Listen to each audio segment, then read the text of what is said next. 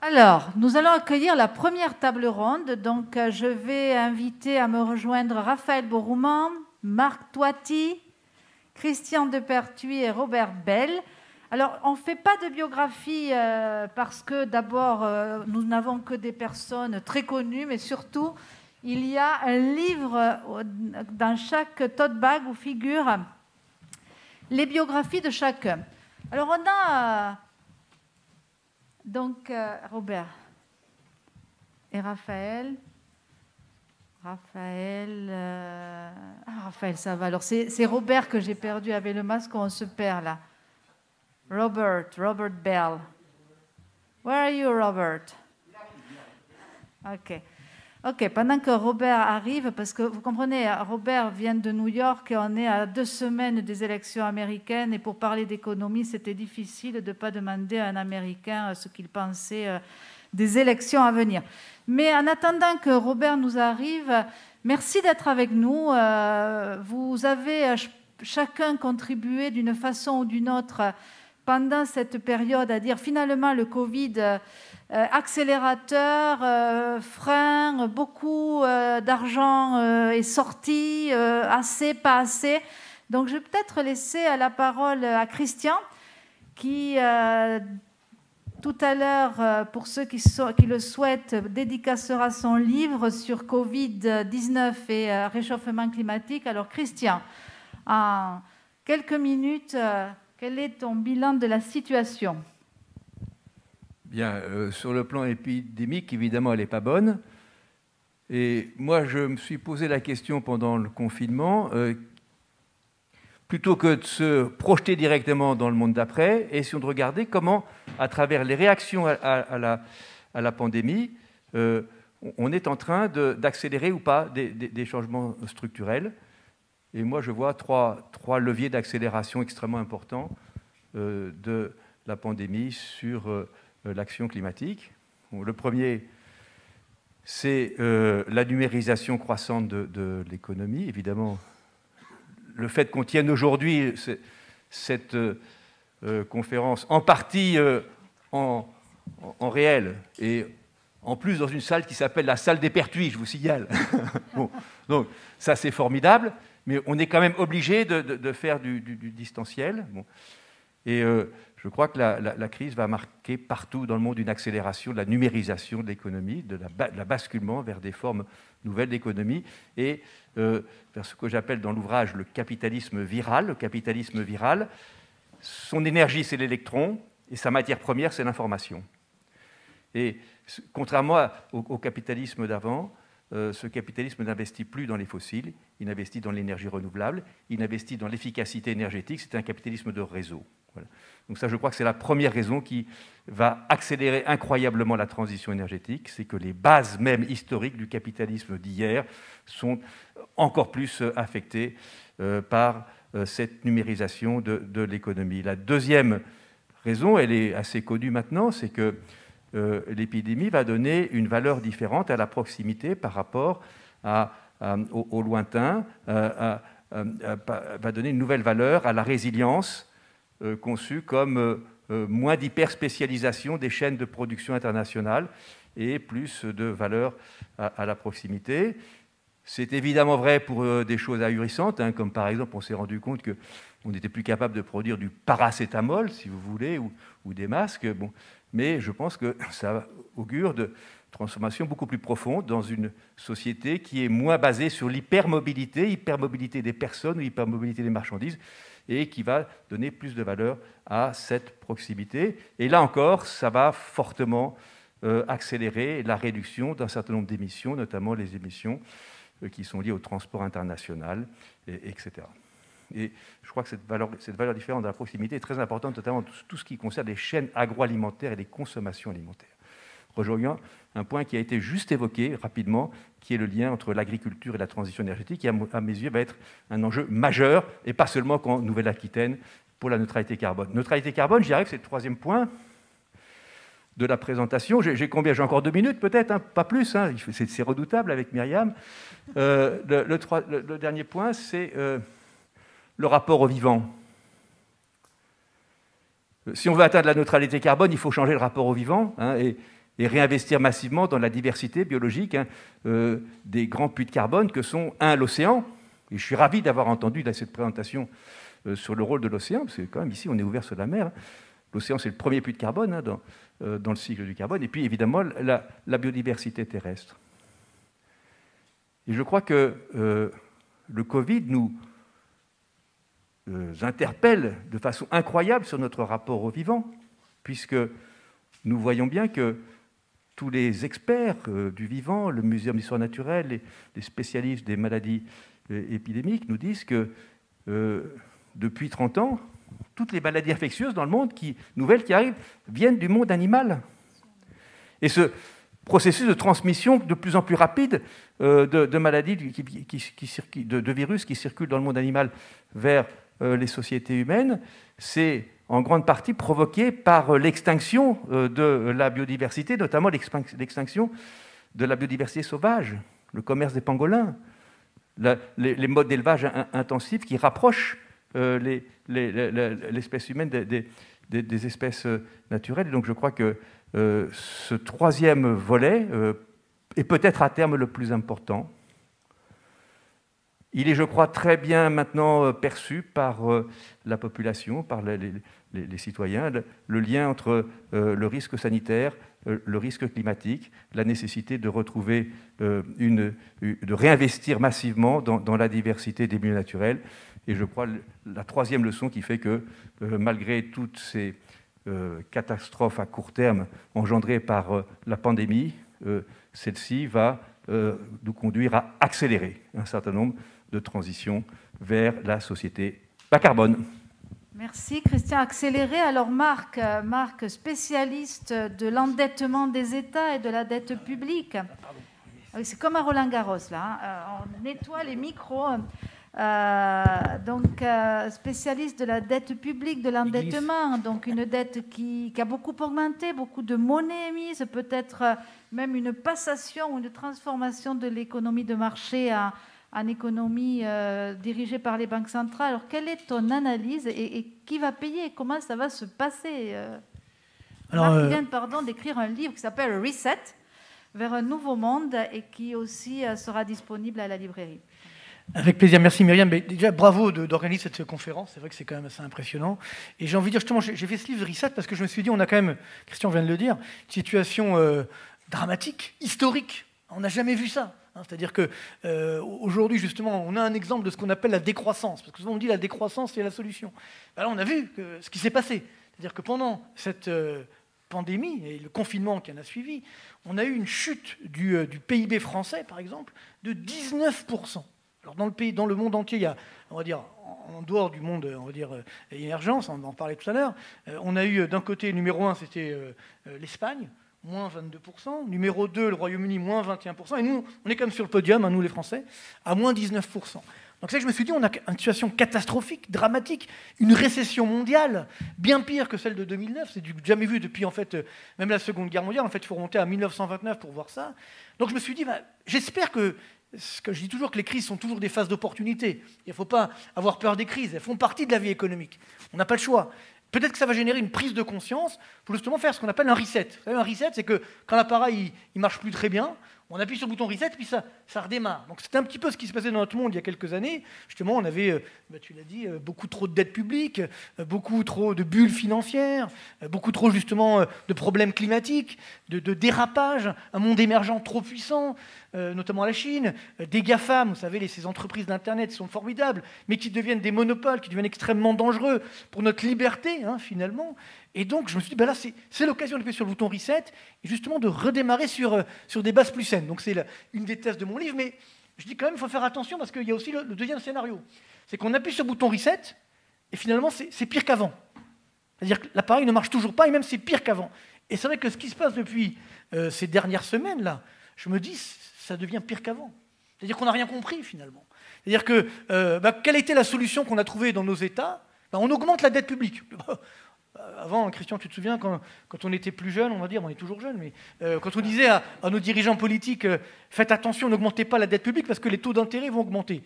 Alors ils avaient peur, parce que si les taux d'intérêt augmentent, ça casse la croissance, donc ça casse l'activité. Donc les dirigeants politiques disaient, oui, vous avez raison, on va faire attention. Mais maintenant, qu'est-ce qu'ils vous disent? Je dis, attendez, vous vous moquez de moi, regardez la dette publique. Elle n'a jamais été aussi élevée et les taux d'intérêt n'ont jamais été aussi bas. Les taux d'intérêt qu'on paye sur la dette publique. Vous rendez-vous compte aujourd'hui que la France a une dette publique de 114% de son PIB? C'est bien sûr du jamais vu. On a des taux d'intérêt sur la dette publique française de 0%, voire même légèrement négatif à 10 ans. Donc c'est complètement fou. C'est-à-dire il faut payer pour avoir le droit de prêter à l'État français qui est surendetté. Mais il n'y a pas que la France. Regardez la Grèce. On avait effectivement une dette publique pendant la crise grecque de 170% du PIB. On a les taux d'intérêt grecs qui étaient montés à 35%. Maintenant, on est à 200% de dette publique. Les taux d'intérêt grecs sont à 0,8. On est complètement fou. On marche sur la tête. Donc, c'est ça qui est très dangereux. C'est que malheureusement, on n'arrive pas à comprendre ce qui est en train de se produire. Et finalement, on ne change pas. Regardez la Chine. Cette pandémie, elle vient de Chine. Donc, je me suis dit, bon, on va les punir. On ne va pas leur faire la guerre, bien sûr. Mais on va peut-être imposer maintenant des normes sanitaires, des normes climatiques, des normes, parce qu'il ne faut pas oublier, hein, ceux qui polluent le plus, ce n'est pas forcément nous, hein, c'est notamment, effectivement, certains pays, mais ça dépend lesquels, ça c'est un débat, mais bon, toujours, parce que les Chinois aujourd'hui, justement, ils investissent énormément dans la R&D, dans l'innovation, ce que nous, effectivement, on a oublié, notamment dans les énergies renouvelables. Donc là aussi, on aurait pu dire, bon, bah, la Chine, entre guillemets, on va lui imposer des normes pour ne plus qu'elle soit autant dominatrice. Or, aujourd'hui, ça y est, on n'est pas dans le post-Covid, parce que ça continue malheureusement, mais on sait ce qui s'est passé. Quel est le pays qui a le mieux redémarré de cette crise? C'est la Chine. C'est quand même incroyable. On a eu lundi les chiffres du PIB chinois. Le PIB chinois a réaugmenté. On est aujourd'hui à plus de 5% au niveau enfin, avant ce qu'il y avait au niveau du PIB d'avant la crise. Alors que nous, en France par exemple, on a un redémarrage, mais très très lent, très très progressif. Alors, là aussi, on n'a pas compris. Donc tu l'as dit, cette dette publique également qui augmente. On me dit non mais c'est pas grave, on s'en fiche, on n'aura pas à la rembourser. Ça c'est un mensonge éhonté. Comment on peut laisser croire ça à nos enfants? Parce que cette dette publique, elle sera toujours là demain. Alors, bien sûr, c'est la BCE qui l'achète, qui fait ce qu'on appelle cette planche à billets. Donc c'est vrai que ça ne se voit pas, mais elle est quand même là. Et je vais vous dire, aujourd'hui, il y a un pays justement qui a une bombe à retardement avec lui, c'est la Chine. Parce que, pourquoi les taux d'intérêt sont bas aujourd'hui sur les dettes publiques? Parce que justement, c'est les banques centrales qui l'achètent. On appelle cette planche à billets, donc ça ne se voit pas. Sauf qu'on oublie une chose, c'est que la Chine détient par exemple 1500 milliards de dollars de bons du trésor américains, 1200 milliards d'euros de bons du trésor européens. Donc si demain elle se met à vendre ces bons du trésor, ben là les taux d'intérêt vont augmenter, quelle que soit la politique de la BCE, et on ne pourra plus continuer. Et même cette planche à billets, là pour l'instant c'est l'Allemagne qui dit rien, qui dit OK, mais dès que Mme Merkel va quitter le gouvernement, parce que forcément elle prend sa retraite là, en 2021, je ne pense pas que son successeur va laisser faire. Donc vous voyez, tôt ou tard, il faudra le payer. Donc c'est ça le vrai enjeu, je dirais, de l'avenir. C'est que s'endetter, ce n'est pas grave. Mais il y a une condition. Il faut que cette dette génère de la croissance. Pour justement au moins rembourser les intérêts de la dette. Parce que, alors bien sûr, la croissance, on me dit non mais arrêtez, parce qu'avec notre croissance, là, on vit dans un monde fini. C'est vrai qu'on vit dans un monde fini, bien entendu. Donc la croissance infinie dans un monde fini, évidemment, ça n'existe pas, c'est pas possible. C'est ce qui se passe aujourd'hui, et c'est effectivement l'enjeu également des conférences d'aujourd'hui. Mais la seule solution, justement, de faire de la croissance infinie dans un monde fini, parce que là aussi, il ne faut pas oublier que si vous faites aujourd'hui de la décroissance, je vais vous donner 2 chiffres très simples. En 1980, il y avait 50% de l'humanité, j'ai découvert ça en faisant mon livre, 50% de l'humanité qui vivait sous le seuil de pauvreté extrême. Ça veut dire avec moins de $1 par jour. 50% des êtres humains vivaient avec moins que ça en 1980.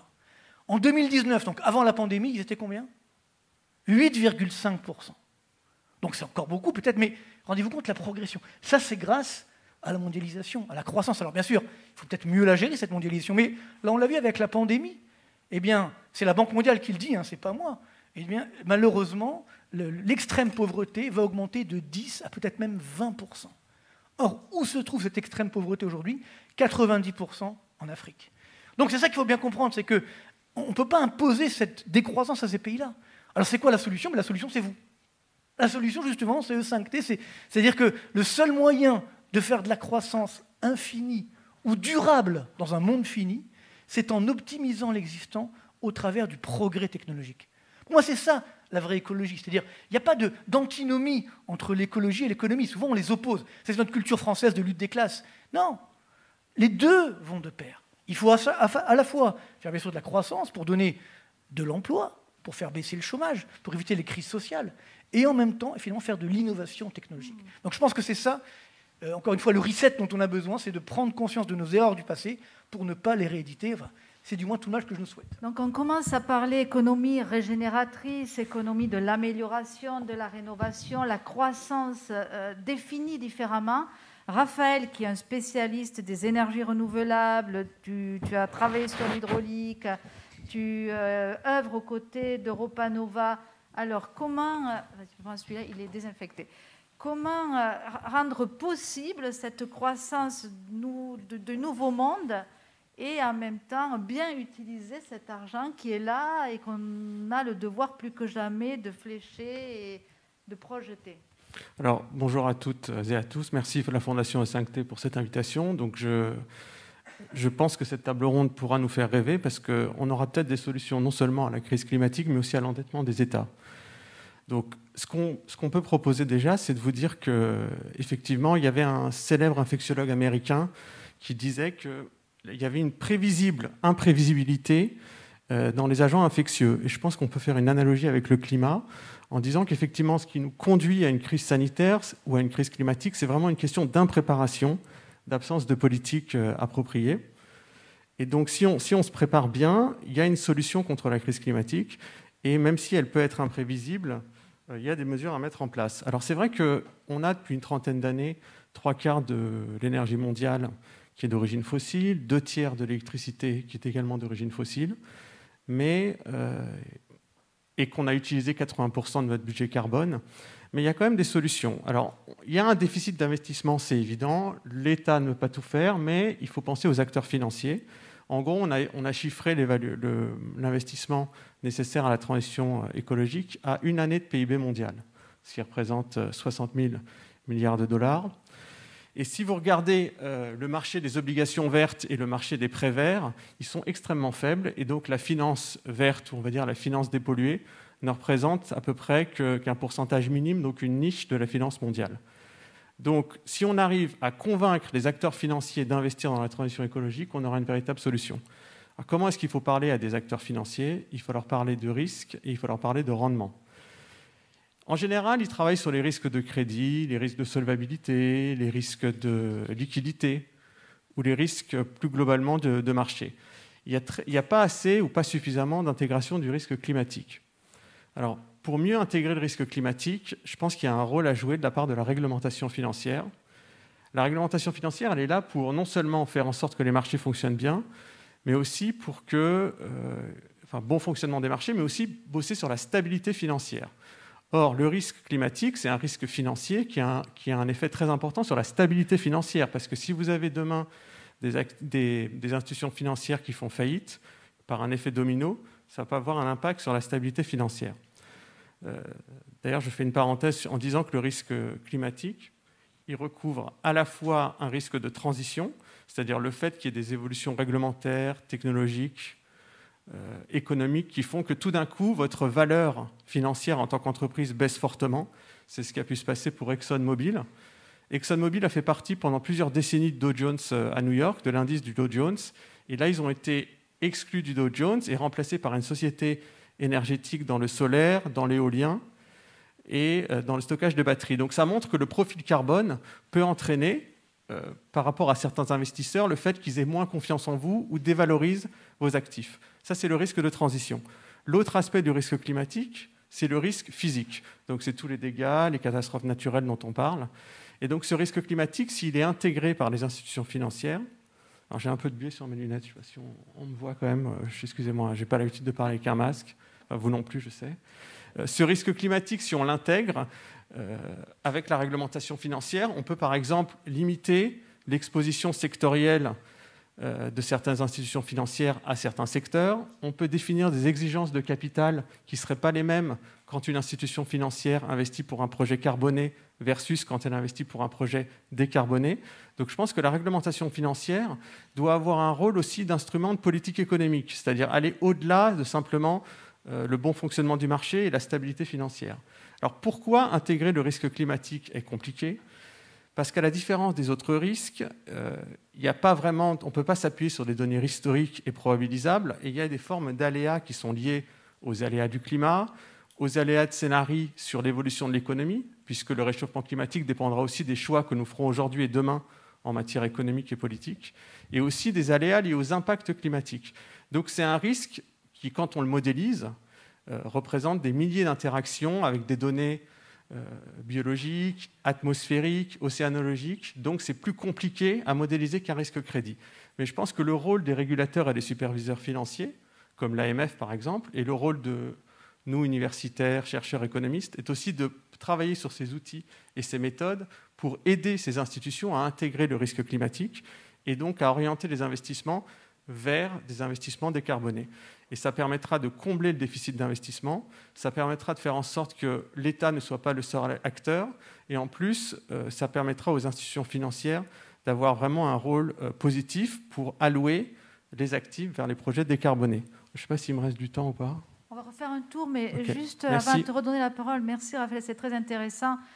Robert a travaillé sur la Green Bubble en son temps et aujourd'hui voit ce Covid-19 aussi comme un accélérateur pour flécher des investissements dans la transition énergétique.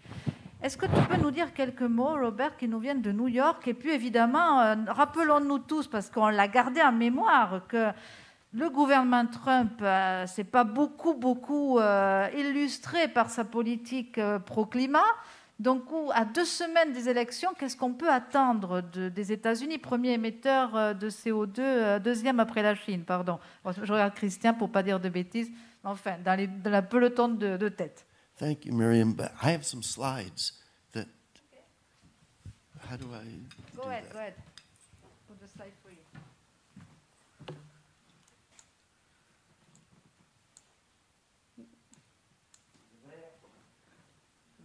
C'est bon. Let's go in. Peut-être on peut passer sur le slide. Bon, on la voit là.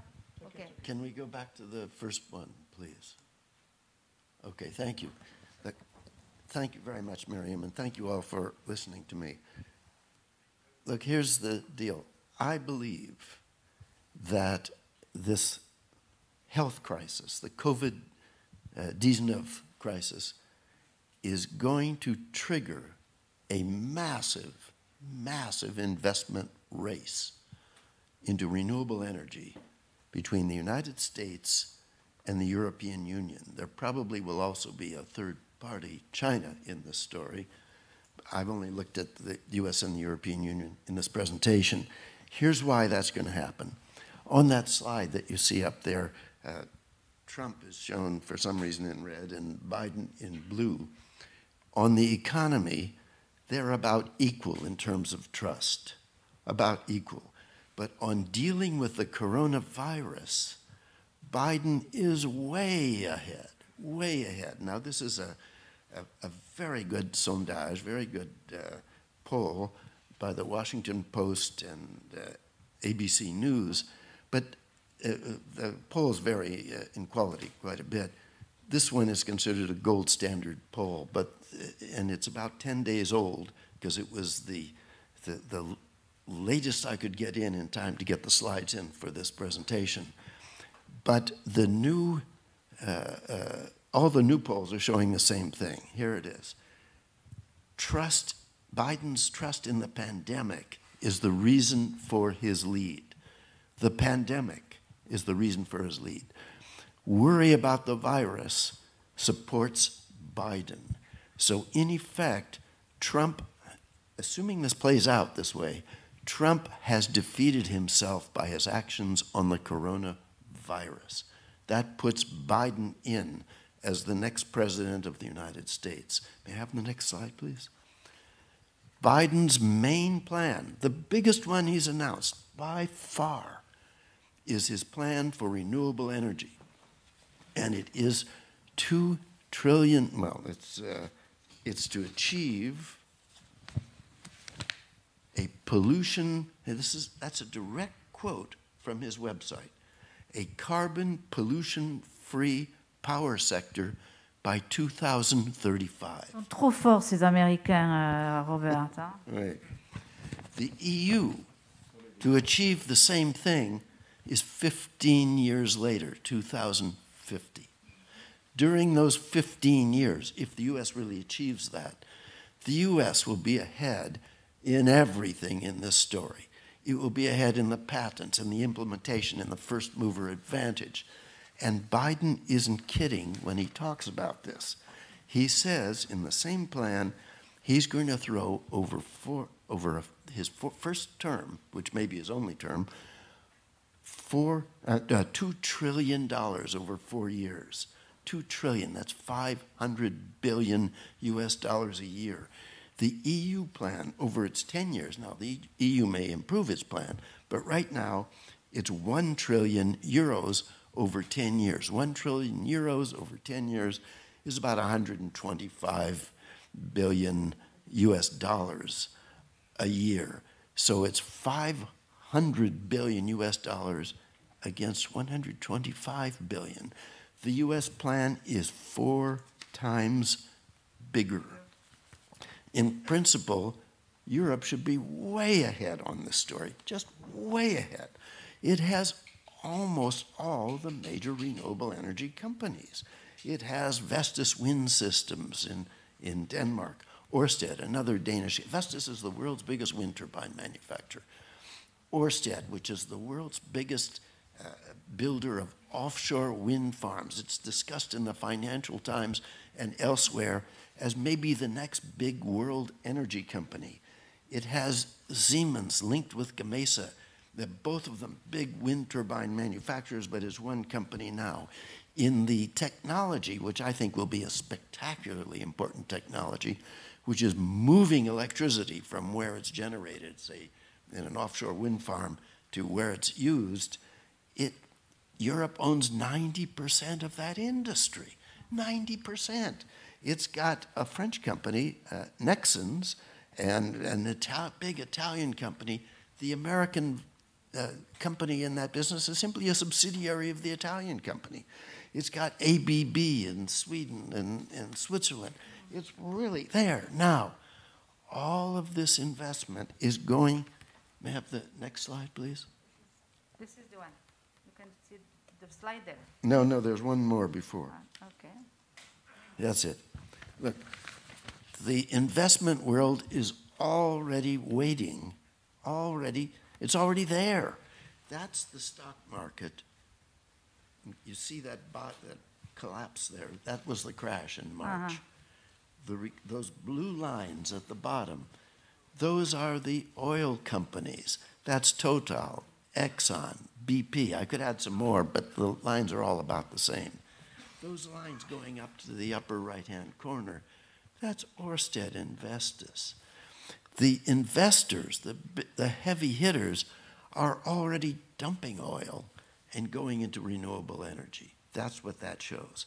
So, here's my conclusion. This investment race will be triggered by a change in political will because Biden will be elected. The losers already are the oil companies. So it's just a matter of continuing that. Third, the U.S. is really good at this sort of thing, this sort of massive investment project. This is how the U.S. won World War II. It had a lot of help from the Russians, the British, and at the end of the war, the French. But it just spent everything it had on the war, and it won. Then after the war, it threw its money into rebuilding Europe with the Marshall Plan. Then it rearmed Europe against the Soviet Union with NATO. Then it had a moonshot of multiple shots. On est convaincu que si les Américains investissent, ils vont y aller. Alors, juste, je résume ta pensée pour tout le monde. Donc, ce que dit Robert, je suis sûr que vous allez tous regarder les élections américaines avec un nouvel œil le 2 novembre. C'est que si on change de président, les investissements vont être massivement fléchés dans des proportions absolument gigantesques par rapport à ce qu'on a prévu de le faire en Europe. Et que c'est peut-être, évidemment, pour les États-Unis, une occasion non seulement de rattraper le retard, mais de se placer en avant de la course climatique. Donc, on est en train de parler d'une géopolitique du climat. Est-ce que vous pouvez réagir, Christian, Marc, Oui, Raphaël? alors moi je voudrais réagir aux trois intervenants. D'abord, juste un point de correction. Hein. L'Europe prévoit la neutralité climat en 2050, et pour arriver à la neutralité climat en 2050, il faut avoir la neutralité sur la production électrique vers les années 2035. Donc les États-Unis n'ont aucune avance virtuelle sur l'Europe sous ce plan-là. La différence, c'est que nous avons déjà pris les décisions, alors que les décisions aux États-Unis, je ne fais aucune polémique naturellement, hein, sont tributaires d'une élection qui n'a pas encore eu lieu. Je crois qu'un point majeur à bien comprendre, c'est que la transition énergétique implique une accélération des investissements, tout le monde est d'accord là-dessus. Cette course, elle a déjà commencé. Pendant le Covid, on a vu non seulement des taux d'intérêt négatifs, mais un prix du pétrole négatif. C'est ça que ça veut dire. On paye pour se débarrasser du pétrole comme on paye pour se désendetter. Oui, donc c'est la même chose. Bon. Donc ça, mais l'autre volet de la transition énergétique, c'est qu'il faut désinvestir. Il faut désinvestir des fossiles. Il faut désinvestir de tous les outils industriels qui sont liés aux fossiles. Et ce désinvestissement, à mes yeux, a un coût bien supérieur à l'investissement additionnel dans les fossiles. Et lorsqu'on parle de coût de la transition énergétique, je pense qu'il ne faut pas voir uniquement le coût d'investissement additionnel. Ce coût d'investissement additionnel, nos systèmes économiques savent très bien le faire dès qu'ils ont les bonnes incitations.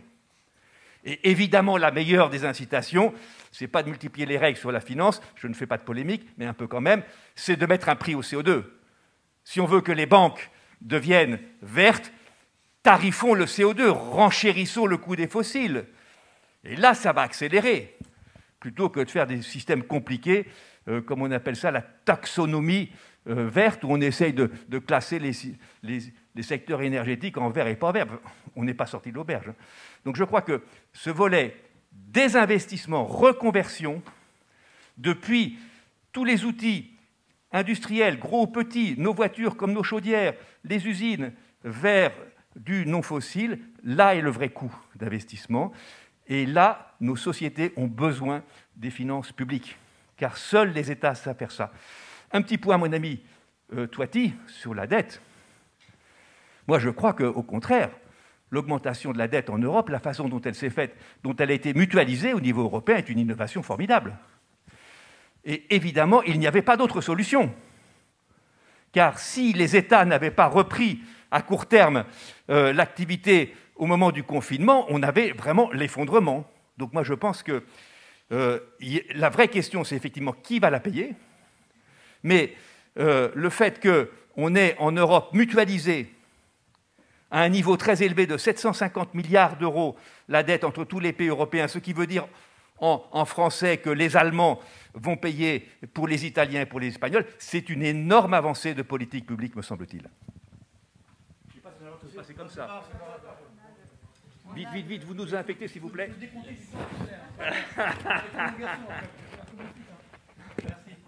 Non, effectivement, non, alors, bon, il y a plusieurs enjeux. Déjà, il faut savoir que c'est pas sûr que Trump va perdre. Hein. C'est pas sûr que Trump... Maybe Trump can win. Yes, he could. Non, parce que, en fait, j'ai fait une étude justement que là, cette semaine, là, bon, je suis sur ma chaîne YouTube si vous voulez voir, et en fait, aux États-Unis, il y a une règle, que peut-être vous pouvez nous confirmer, c'est qu'un président en place est toujours réélu. Il faut deux conditions, au moins une des deux. Il faut que le chômage soit faible, ou alors qu'il soit sur une tendance baissière. Et à l'inverse, quand le chômage augmente ou qu'il est élevé, là, le président en place est toujours battu. Il y a eu par exemple Bush le père, Carter, Ford, qui n'ont pas été réélus parce que le chômage était élevé et en tendance haussière, c'était des vraies crises. Et à l'inverse, rappelez-vous, Bush, le fils, tout le monde pensait qu'il allait perdre. Et finalement, il a gagné parce que justement, le chômage était très très bas. Alors il y a eu un cas où le chômage était élevé et le président était réélu, c'était Obama, mais le taux de chômage était en tendance baissière. Donc là, sur Trump, c'est vrai que c'est délicat parce qu'il y a les deux à la fois. Le chômage, c'est vrai qu'il est aujourd'hui à 7,9%, mais il était à 14,7% pendant le Covid. Pendant du moins le confinement, parce qu'il n'y en a pas eu complètement comme chez nous. Mais donc c'est que la tendance, elle est quand même baissière. Et avant le Covid, on était à 3,5% de taux de chômage. Alors que chez nous, dans la zone euro, on est effectivement sur un niveau de 8,1%, donc plus élevé qu'aux États-Unis. Donc c'est pas sûr qu'il n'emporte pas. Donc il ne faut pas vendre la peau d'ours avant de l'avoir tué. Mais je pense que le vrai enjeu est là. C'est que, et là je suis effectivement entièrement d'accord, c'est-à-dire que, bien sûr, que ce plan européen, moi ça fait des années, comme toi je pense, on le souhaite qu'il y ait justement ce fédéralisme entre guillemets européen, cette Union européenne, c'est exceptionnel. Mais le danger, c'est qu'il faut justement ce qu'on appelle la soutenabilité de la dette. C'est-à-dire que derrière, il faut que ça génère justement de la croissance, de l'activité. Et c'est là où, très important ce slide, sur justement les plans de relance. Parce que là, on dit, on a fait un plan de relance. Excusez-moi, ce n'est pas un plan de relance, c'est un plan de soutien. Ça veut dire, tu l'as dit Christian, on sauve les meubles. Mais elle est où la relance? C'est quoi? C'est les 10 milliards ou les 30 milliards, je ne sais pas quoi, qu'on va mettre pour faire des photovoltaïques? Ce n'est pas ça dont on a besoin. C'est une révolution technologique. Comme effectivement, on a pu avoir sur le nucléaire, par exemple, à notre époque, ou chez nous en France, sur j'étais le TGV, l'aéronautique. Voilà, c'est ça dont on a besoin. Et c'est vrai que là, l'État est très important. Le problème qu'on a en France, c'est que nous sommes déjà numéro 1 mondiaux en termes de financement public de l'innovation, enfin, la recherche-développement. C'est 40% de financement public, l'un des niveaux les plus élevés du monde. Donc vous savez, c'est la fameuse phrase du général de Gaulle. Les chercheurs qui cherchent, on en trouve. Les chercheurs qui trouvent, on en cherche. C'est tout le droit. C'est-à-dire qu'effectivement, vous ne le connaissez pas, ça là, bon, bref. Et donc, c'est-à-dire qu'effectivement, il faut pouvoir, tu la connaissais, il faut pouvoir, l'important, c'est de trouver derrière. Et donc, il faut un plan de relance, mais je suis d'accord, beaucoup plus, on va dire, important sur l'innovation technologique, sur, bien entendu, je dirais, les énergies renouvelables, etc., l'hydrogène, par exemple. Mais là aussi, il ne faut pas oublier, il y a un problème sur le pétrole, vous l'avez évoqué un petit peu, c'est que la baisse des prix du pétrole, malheureusement, n'est pas forcément une bonne nouvelle. Parce que justement, tout à l'heure, je crois que notre ami franco-suisse, je ne sais pas si vous êtes français ou suisse, nous en a parlé un petit peu, c'est que pour que ça soit rentable, les énergies renouvelables, entre guillemets, ou nouvelles énergies, il faut que le pétrole soit au moins à $60 le baril. S'il tombe à $20, là, c'est plus rentable. Donc ça pose un problème de rendement de l'investissement. Donc d'où l'enjeu effectivement très important de l'investissement public. Donc c'est là qu'on attend l'État. Il faut que l'État soit un État stratège. C'est pas en restaurant le commissariat au plan qu'on va... ça, c'est un vieux machin des années d'après-guerre. Non, il faut aujourd'hui être vraiment innovant. Et moi, ce qui m'inquiète, c'est pas tellement les États-Unis, excusez-moi. Moi, ce qui m'inquiète, c'est plus les Chinois, parce qu'on n'en a pas parlé. Aujourd'hui, la Chine, elle consacre presque 2,5% de son PIB à l'innovation, à la recherche-développement, alors que nous, évidemment, on a du mal. Et eux, ils trouvent, hein, généralement. Donc, c'est là le danger, encore une fois, je reviens sur mon reset. C'est-à-dire que la Chine, elle n'aura aucun état d'âme pour avancer, peut-être même y compris dans les nouvelles énergies. Et c'est ça qui peut être effectivement dangereux. Oui, donc moi, déjà, je veux vous rassurer, nous faisons partie des chercheurs qui trouvons, donc si ça peut rassurer Marc Toiti.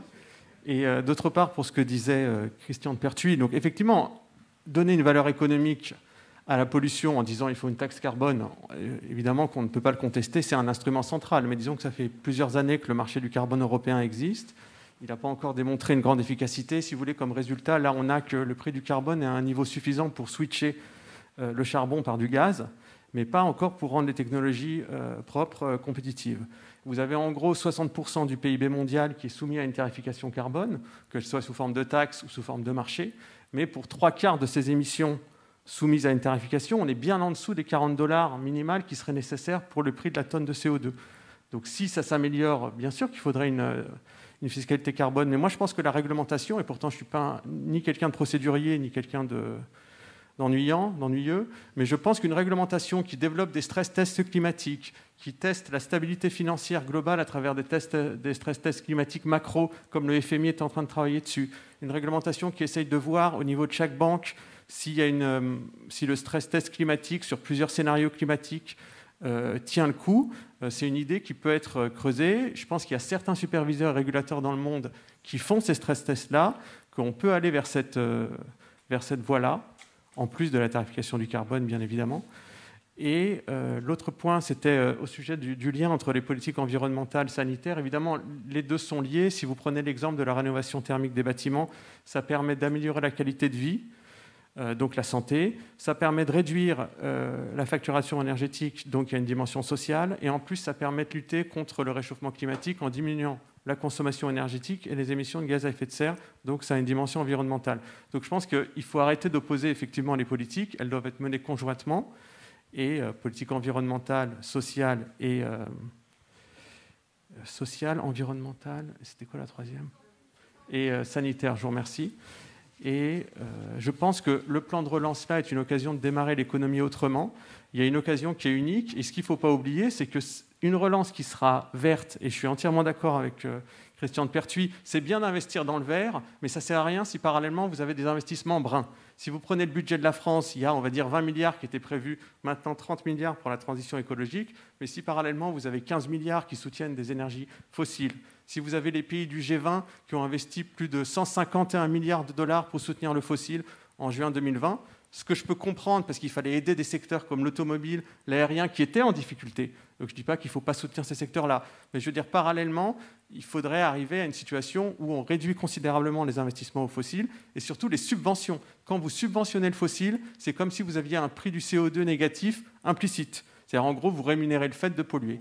Et donc, pour conclure, je dirais que si on prend des mesures-là qui permettent d'avoir une relance verte, il y a un rendement caché. Ce rendement, c'est qu'une relance verte nous préserve des crises climatiques futures, et donc ça ne peut être que bon pour nous tous.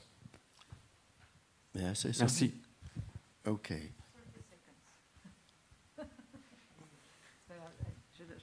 Okay, number one, I don't see any way possible that the amount of money that will be necessary for this energy transformation to happen in a sufficiently fast time that your children can make age 40 unless vast amounts of money are thrown into this story.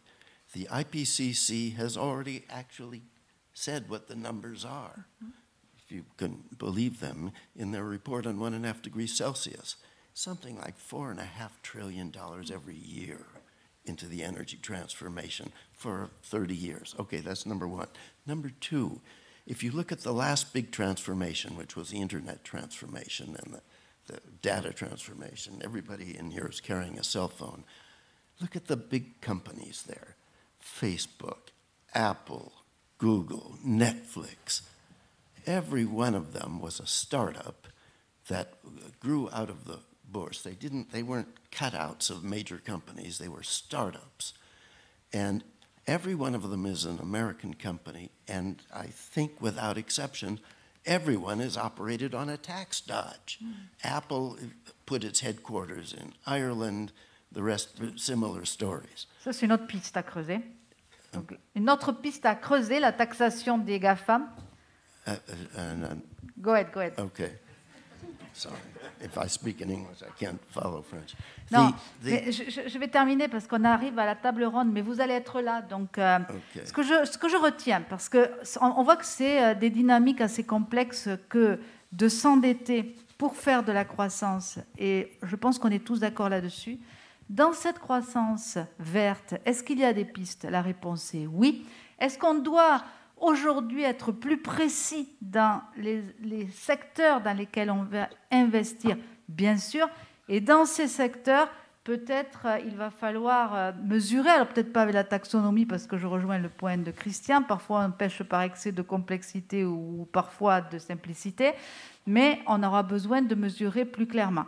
Donc, la rénovation de 100 millions de logements en Europe qui surconsomment 7 à 9 fois plus d'énergie. 25% des émissions de CO2. Le changement de carburant avec l'hydrogène, on va en parler longuement. On a une miraille à l'extérieur, on va parler de cet hydrogène vert. L'hydrogène pour remplacer en tant que, ça c'est le double billetterie, stockage d'électricité renouvelable et vecteur mobilité, mais aussi décarbonation de l'industrie. Donc il y a des vraies pistes pour transformer, aller vers cette économie régénératrice, et je crois que ce sera le mot de la fin, et je crois qu'on gardera ça, donc prudence, mais il y a des pistes, et la table suivante, qui sera animée par Michel Papalardo, va continuer à creuser ces pistes-là. Merci à tous, et à bientôt.